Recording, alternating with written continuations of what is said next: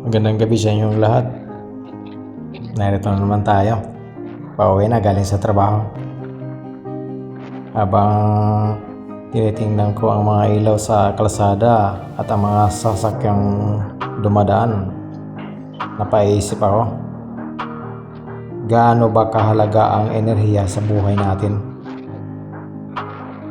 Sabi nga ni Dr. Fatty Birol, ito ang pundasyon ng modernong buhay. Pero bakit tila pahirap ng pahirap ang magkaroon nito?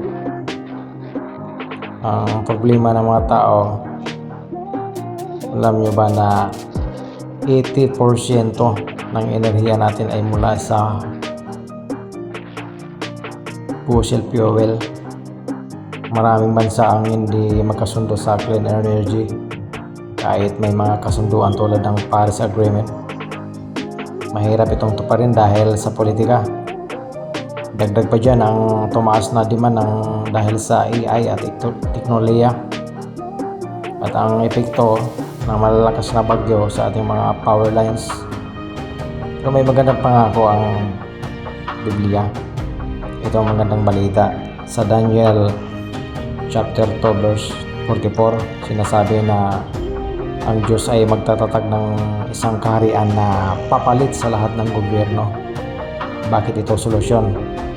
Dahil ang kaharian ito ay hindi limitado ang budget o ng politika.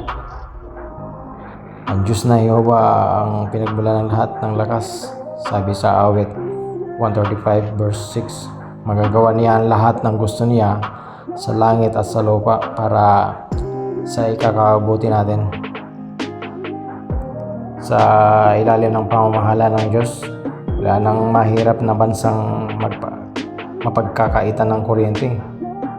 Magiging pantay ang lahat.